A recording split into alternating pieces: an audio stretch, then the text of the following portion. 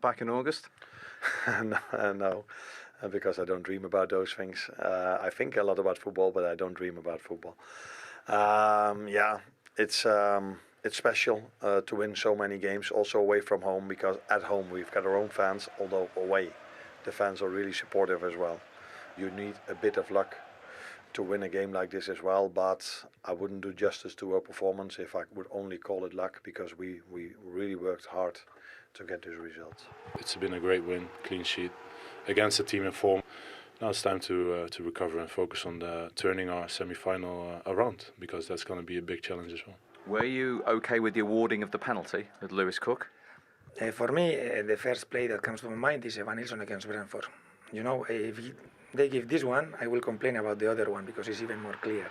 So I can complain about the consistency of the decisions. You know, I think we needed not to punish them, to score the goals, to put them under more pressure, and there were key moments where, for small margins, we couldn't do it. Oh, Salah there. That's his 5th season now with 20 goals or more. Look at who's at the top of that. Alan Shearer, 7, but he did take 14 seasons. Mo only did it in 8. God, if only football had existed back in my day. But there we go. Slight question mark over the penalty, so let's clear that up first. Yeah, I mean, when I first seen it live, Gary, I was like, oh, that's really soft. And I think a lot of fans, neutral fans up and down the country, will be probably thinking the same. Robertson plays it down the side, of course, and Cook, we know, is a midfielder playing out of position because the injuries that Bournemouth have at them, and he's playing right back. But I think the last angle we'll see, he does clip him. I know it's accidental, but the laws of the game, if this last angle is definitely conclusive, I think. He's the wrong side, though, isn't he? He's the wrong side, but at the same time, I think it's harsh on Cook, but it is the right decision. This is the angle the referee's looking at as well, Martin. He comes across him, his left leg clips Gakpo's left leg, and for me, it's a penalty. Great run, great ball in, and he gets done, and he just clips him. It's one of those soft things that they give penalties for that, though, now, which is, you know, would never have happened a few years ago. But it's one of those as well, if he hadn't have given it, they wouldn't have turned it over. Yeah, that's right, yeah. Either. There are, well, so many strengths to this Liverpool team, isn't there? But you've picked out their midfield from today's... Yeah, the midfield trio. I think they've been outstanding, the best midfield in the Premier League so They needed far. to be today, because Bournemouth are really good. Without doubt, you have to say Adams and Christie and Kluivert in that midfield were a real challenge for them. But I just like the way Gravenberch sits deep. This guy's the ball carrier. Szoboszlai likes to carry the ball, runs great pace. McAllister sits there, he handles the ball beautifully. There's no doubt. I mean, it was a real battle for them today. But look, this fella's the most improved player in the Liverpool shirt. This is a Gerrard pass, isn't it? Hollywood ball. You know, 30-yard raking pass to change variation to the attack. I like the way they get in and around each other. They're snarling, they're competitive, they win it back well, but they don't just stand on ceremony, they're off and going. They fly forward. Szoboszlai always gets forward, and he'll end up with a decent effort on goal. You know, he's got that in the locker. He's playing hungry. He wants to win something. Loses it here. I wanted to show this, the way they get back and get the ball. There's that desire to win it back. Look, just swats his opponent. They know Kluivert's a danger, played really well today. I mean, and actually in the game, Bournemouth hit the bar, hit the post, had a goal disallowed. But if you look at the way they've handled the ball, look, they've been made to work, and they showed class there. That's good football there, under pressure, dealing with things. Gravenberch getting even better. Look, little pirouette, out of trouble, lovely bit of football. It's all there, just waiting to come out. Szoboszlai is very important in this one because at this stage, it goes from one end of the pitch to the other. Curtis Jones, we have to mention as well, because he comes on and he fills in and he starts this one off. This is a fantastic goal, by the way. And Salah is the icing on the cake, the player that just gives you the belief that you can be champions. And look at this for a finish, sublime. Beautiful. It's just effortless for him. Yeah. He's on another level, Gary. He's sheer class. Yeah. Well, one other talking point. Alexis McAllister, probably slightly fortunate to not get a second yellow card. Yeah, try not to put a dampener for Liverpool fans, but I think he's a wee bit lucky, Gary, if I'm being honest. I think his first yellow card actually is a little bit harsh in the cold light of day. You see him, he blocks him off here. I think that's a harsh yellow, but the ref's made a decision. He's thinking he's blocking a counter-attack. It's a yellow card, so he gets the first yellow. Okay. Now, this is on the hour mark. He has a full swipe up at Brooks here, and I think on any other sort of given day, that's a second yellow card. Watch where he connects with Brooks here, look. right up in the groin area. For me, Ouch. you know what I mean? It's going to be sore, of course, but at the same time, like, how many times have we seen that as a yellow card in the edge of the box, breaking away, even last week? And this is, I think, 2 minutes later, Arne Slot's going, tell you what, I'm not risking him for another tackle because he could be getting a red. Yeah, wise management. To Goodison Park, Everton were looking to make it 3 wins in a row under David Moyes.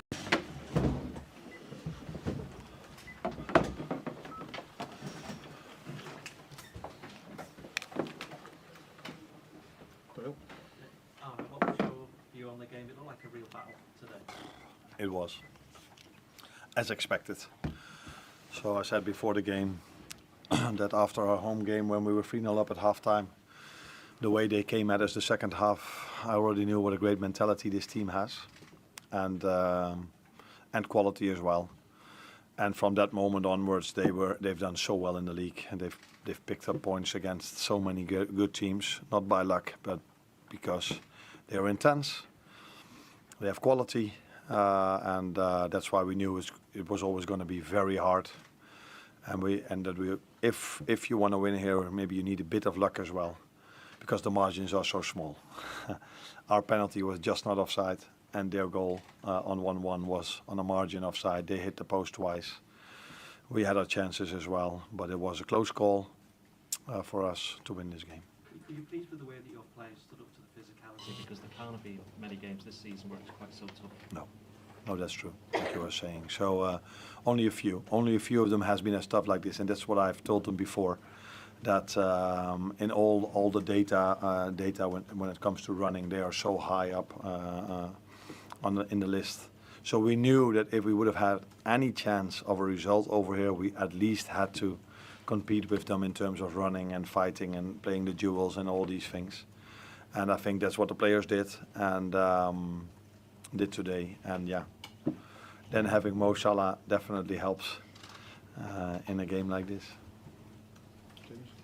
What was the situation with Trent? The situation was that he said to me, "You have to take me off," and then he sat on the floor, and we took him off. So he felt something. I cannot tell you exactly what and how bad it is, of course, because we are 1 hour after the game. But it's never a good sign if a player is asking for a substitution. So I would be surprised, but this is not a fact. But I would be surprised if he plays on Thursday. But let's hope he's back with us as soon as possible. Can I ask for Alisson as well? He was so important again today, 2 or 3 absolute world-class saves. Yeah. Like I said, if you want to win here against a team that is so competitive, you need a team performance and work rate. That's what we have, and you need some quality individuals that can make the difference for you. And that goal of Mo was absolute quality, and the saves Alisson made as well. But it was not only them. Just the way our centre backs were defending again today was also impressive. So team performance, work rate, incredible. Only way to have a chance for a result. And then you need good individual performance, and you need positive margins, like I just explained with both our sides that were in our favour. It feels like, maybe to the outsiders of us, that the sort of game that title races swing on, where, as you say, very fine margins. For the bigger picture, I think it's 15 games to go now. Yeah. As someone who's played in those sort of teams and managed those teams, did it feel like that for you? Almost every game feels like this for me. So we've had so many of our games have been till the end exciting, and there were a few moments already this season where I felt we're just not on the right side. So all the points we've got till now, I think we deserve them. I've said many times already, the Chelsea game, that's under debate then maybe, and this game, yeah, we weren't unlucky, let's put it that way. But Fulham at home being 2-2, getting chance after chance, United at home getting chance after chance at 2-2. And there was not a game that, Forest that ended in a draw with us getting chance after chance in the end of the game. So, yeah.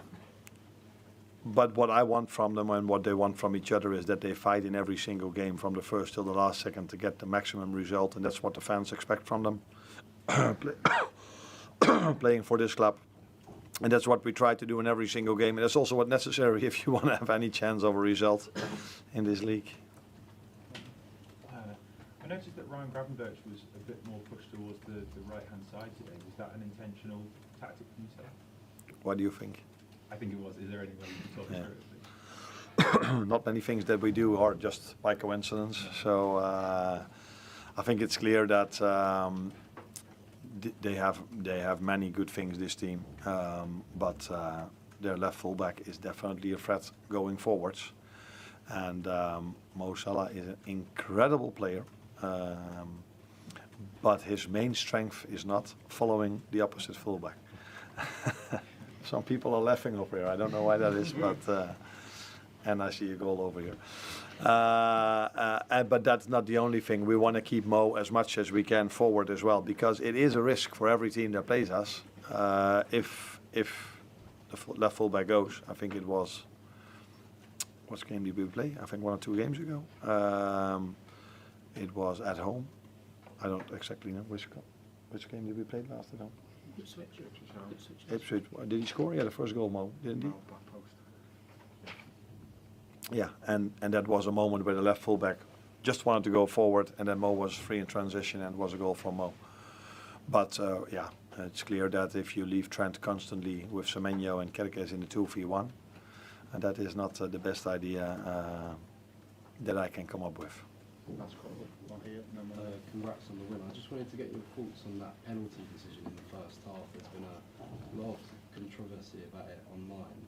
I just wanted to get your thoughts about it. From who is the controversy? Online there's always controversy, so especially from fans that are probably not in favor of Liverpool.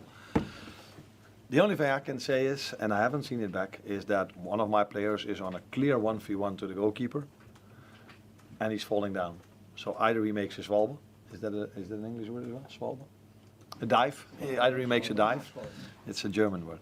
Either he makes a dive, or they touch him. And if they touch him, yeah, then for me it's a penalty. And if then it would not have even been a chance, you're always like, yeah, is this really a penalty then? But this was such a clear one-on-one chance that, yeah, if he touched him, which I assume he did, otherwise the VAR would have probably interfered.